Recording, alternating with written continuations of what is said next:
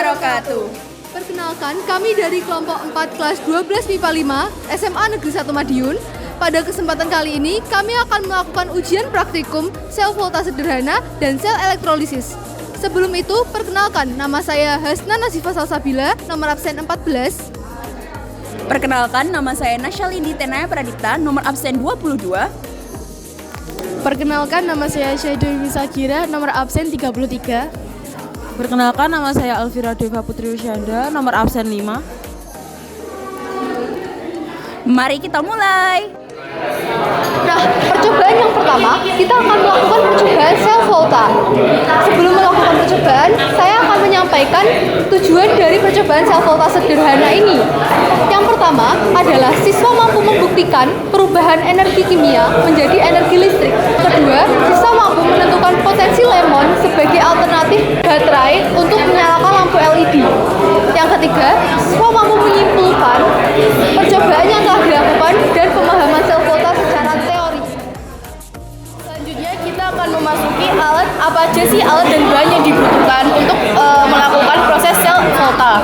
Yang pertama kita membutuhkan 4 buah lemon, kemudian kita membutuhkan 4 buah paku, 4 buah koin tembaga, 1 buah pisau, dan 5 kabel buaya. Selanjutnya kita akan melakukan langkah kerja dari percobaan sel volta. Yang pertama kita harus menyiapkan siapkan alat dan bahan dulu. Lalu yang kedua kita akan memberikan celah kecil di sebelah sini untuk per lemon. Lalu akan dimasukkan koin logam di sini.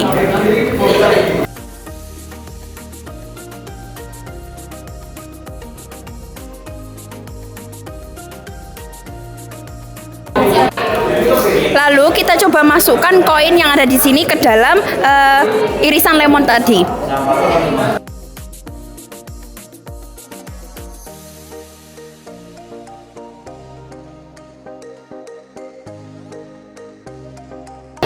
Selanjutnya kita akan menusukkan paku ke salah satu kutub dari lemon yang berlawanan dengan koin ini.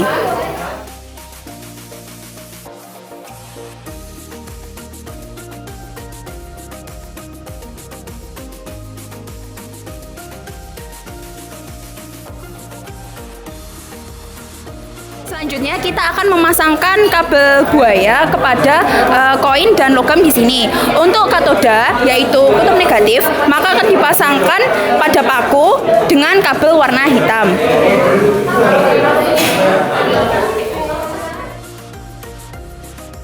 Lalu untuk anoda, maka kita akan memasangkannya kepada koin di lemon yang lain yang bersifat kutub positif.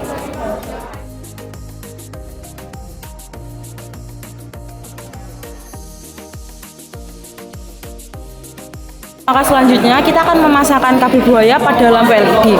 Untuk yang panjang positif, ini akan dipasangkan untuk kabel buaya yang hitam. Dan untuk sedangkan yang lampu LED yang pendek, kita akan memasangkannya ke kabel buaya yang merah.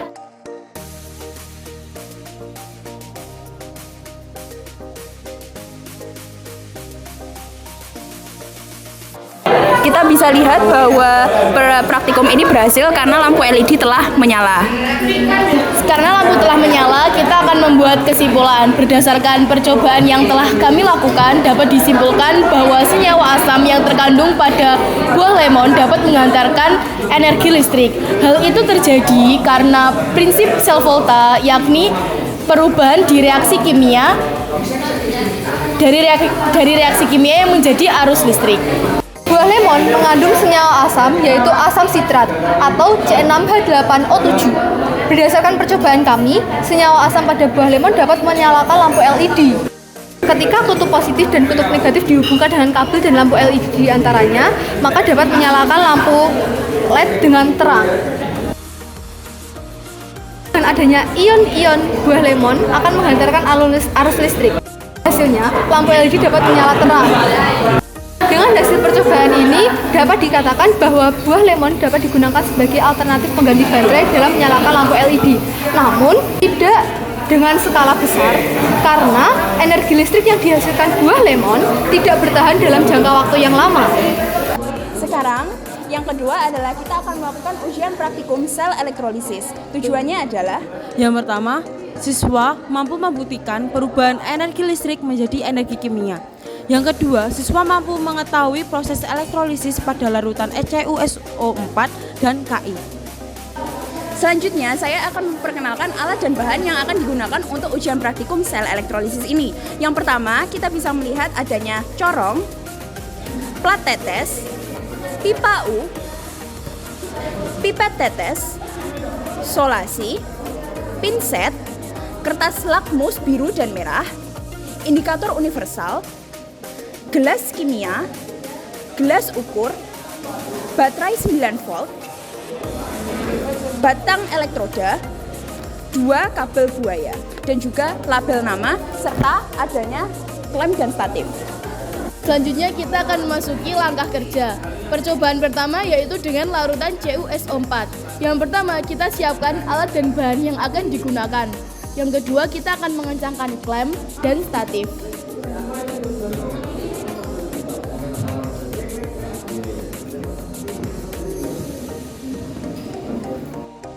Selanjutnya kita akan mengambil 70 ml larutan CuSO4 dan dimasukkan ke dalam gelas ukur.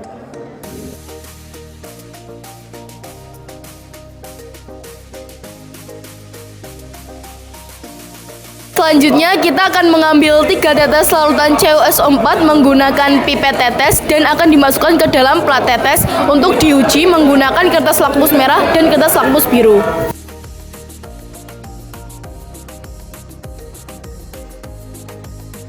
Selanjutnya kita akan mengambil kertas lakmus biru untuk dimasukkan ke dalam larutan CuSO4 yang telah dimasukkan ke dalam plat tetes ini tadi.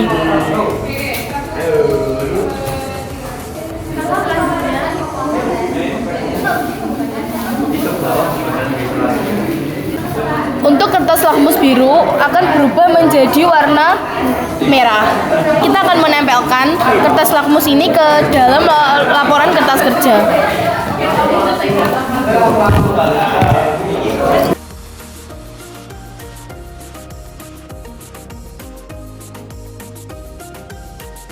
Untuk uji selanjutnya kita akan mengambil kertas lakmus merah yang akan sama dengan kertas lakmus biru yang akan kita ujikan ke dalam larutan CuSO4.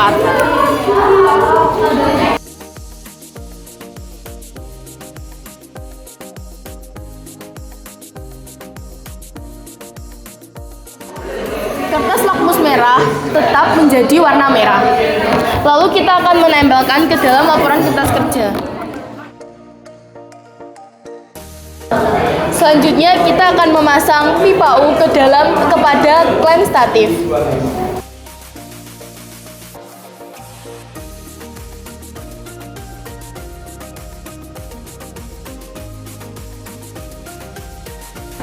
Selanjutnya kita akan menuangkan larutan CuSO4 ke dalam pipa U menggunakan corong. Untuk corong jangan terlalu menempel terhadap mulut pipa U.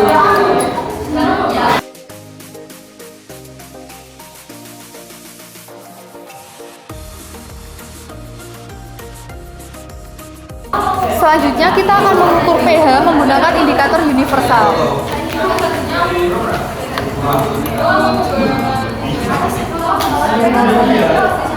Setelah itu kita lihat perubahan warna pada indikator universal dan kita cocokkan pada tempat ini. Setelah itu kita menempelkan pH indikator ini ke laporan kertas kerja. Setelah menyelupkan pH indikator pada larutan CuSO4, kita tempelkan pada kertas kerja. Dan dapat kita cocokkan bahwa warna perubahan pH indikator yaitu berada di tabel yang ini dengan ukuran pH sebesar 2. Artinya, senyawa ini bersifat asam. Selanjutnya kita akan memasukkan 2 batang elektroda ke dalam pipa U yang telah ada larutan CuSO4.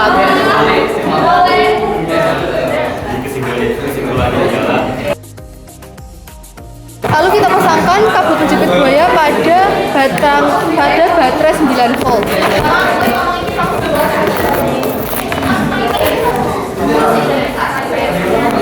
Untuk kutub negatif kita pasangkan pada katoda.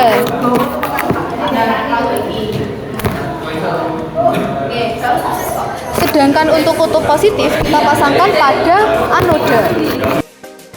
Kita tunggu proses reaksinya sekitar 10 menit.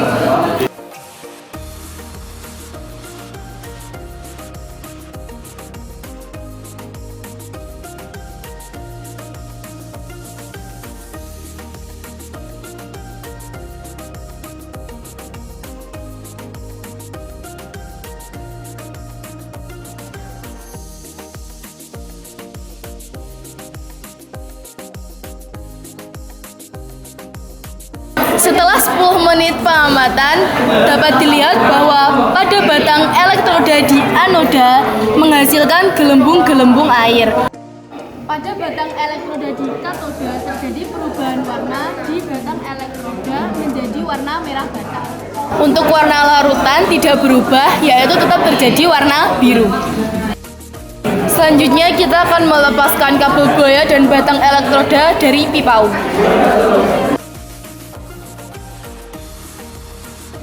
Selanjutnya kita akan mengambil 3 tetes larutan CO4 yang telah di sel elektrolisis tadi.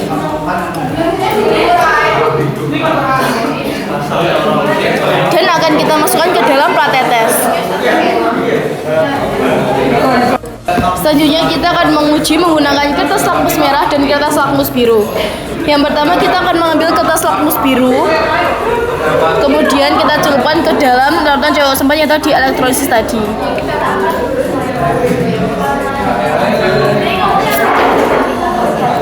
Dapat dilihat bahwa kertas lakmus biru berubah menjadi warna merah.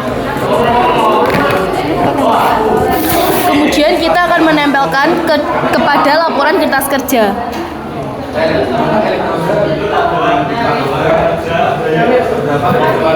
Selanjutnya kita akan menguji menggunakan kertas lakmus merah yang akan dicelupkan ke dalam larutan CO4 yang telah di sel elektrolisis tadi.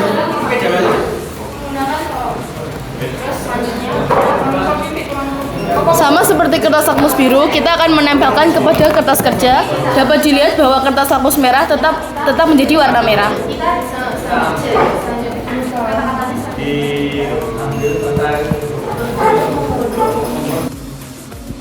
Selanjutnya kita akan menguji pH menggunakan pH indikator universal.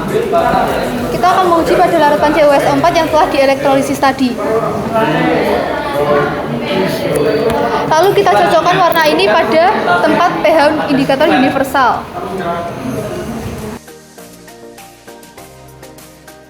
Dapat kita lihat bahwa pH yang berubah sesuai dengan angka 3. Artinya, larutan ini setelah dielektrolisis memiliki pH 3 yang bersifat asam.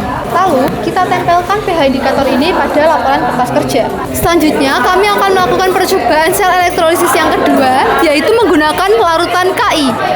Sebelum memulai, kita akan mengambil larutan Ki pada gelas ukur sebanyak 70 ml.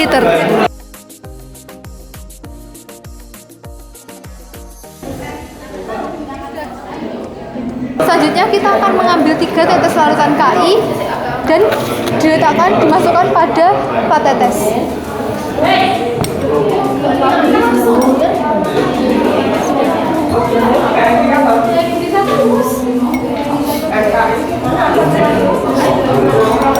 Setelah itu kita uji menggunakan kertas lakmus merah dan biru menggunakan pinset.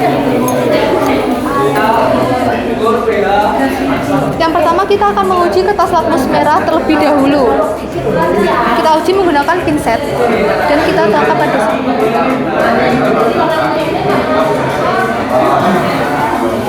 Dapat dilihat, lalu setelah itu kita tempelkan kertas lakmus pada lembar kerja praktikum.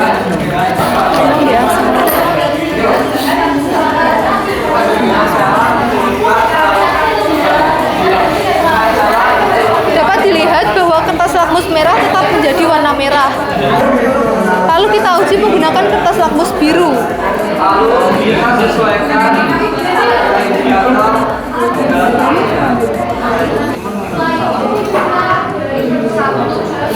Lalu kita tempelkan pada kertas kerja. Dapat dilihat bahwa kertas lakmus biru tetap menjadi warna biru. Artinya, larutan Ki sebelum proses elektrolisis bersifat netral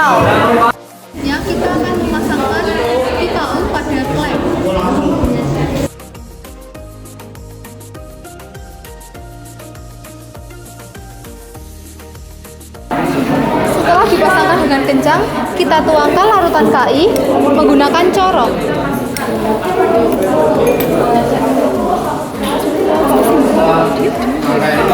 Lalu jangan tempelkan corong terlalu rapat dengan mulut pipa U agar terdapat udara.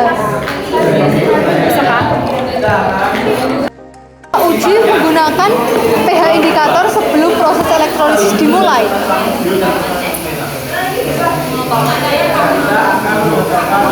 Lalu kita cocokkan pada tempat pH indikator.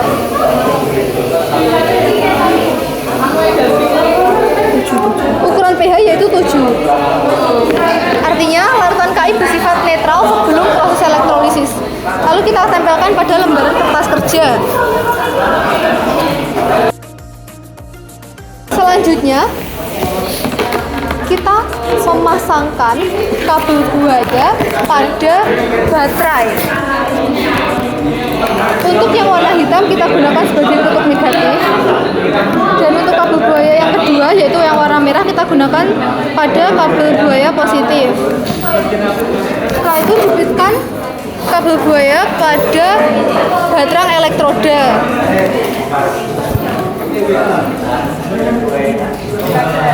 Setelah itu, untuk kutub negatif kita masukkan pada katoda,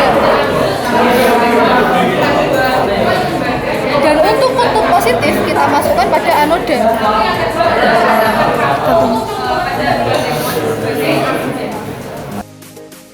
Kita tunggu proses elektrolisis ini kurang lebih selama 10 menit.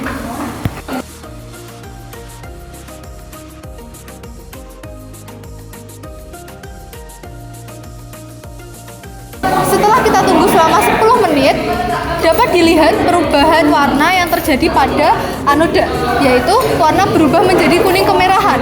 Sedangkan yang terjadi pada katoda, terdapat gelembung udara pada batang elektroda. Setelah itu kita akan melepaskan batang elektroda dari pipa U. Setelah itu kita ambil 3 tetes larutan yang terjadi setelah hasil elektrolisis menggunakan pipet tetes.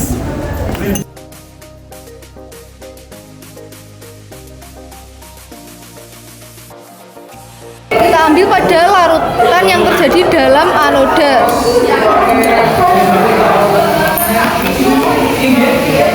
Setelah itu kita uji menggunakan kertas lakmus merah dan kertas lakmus biru. Yang pertama kita uji menggunakan kertas lakmus merah.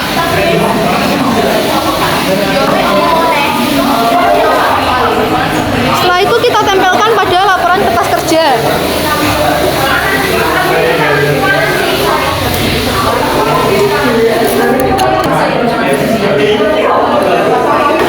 Lalu kita menggunakan pinset yang kedua untuk menguji retak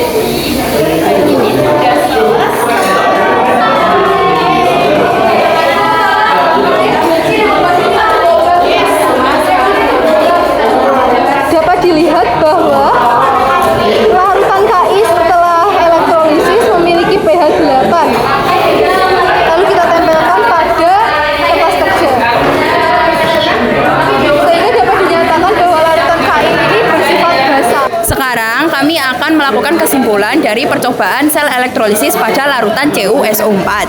Kesimpulannya adalah tidak menghasilkan perubahan warna pada larutan katoda maupun anoda. Zat yang dihasilkan pada katoda yaitu Cu, sedangkan pada anoda yaitu O2. Pengamatan lain pada katoda dihasilkan perubahan warna pada batang elektroda menjadi merah bata dan pada anoda dihasilkan banyak gelembung.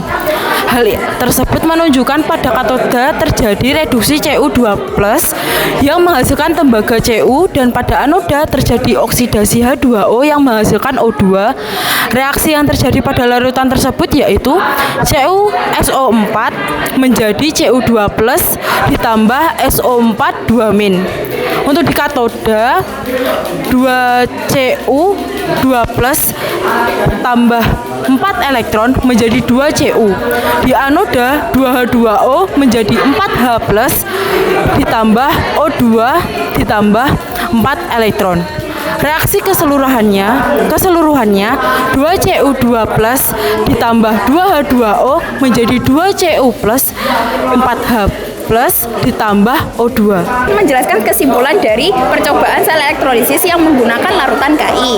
Nah, kesimpulannya adalah keterangan pada hasil penelitian menyebutkan bahwa pada katoda muncul gelembung-gelembung selama reaksi elektrolisis berlangsung.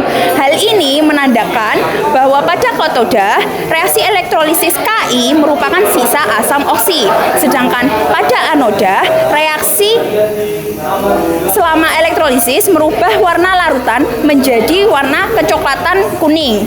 Hal ini menandakan bahwa pada anoda reaksi elektrolisis Ki membuat elektroda menguraikan iodium menjadi I ditambah elektron, sehingga larutan Ki di katoda setelah mengalami elektrolisis bersifat basa. Oleh sebab itu, spesies yang bereaksi di katoda adalah air, yaitu oksidasi air. Untuk reaksinya sendiri ya adalah Ki menjadi K+ ditambah I-, sedangkan pada katoda 2H2O ditambah 2 elektron menjadi 2OH- ditambah H2. Untuk pada anoda 2I menjadi I2+ ditambah 2 elektron, sehingga reaksi keseluruhannya adalah 2H2O ditambah 2I menjadi 2OH- ditambah I2. Sekian praktikum dari kelompok kami. Semoga bermanfaat dan terima kasih telah menyaksikan. Wassalamualaikum warahmatullahi wabarakatuh.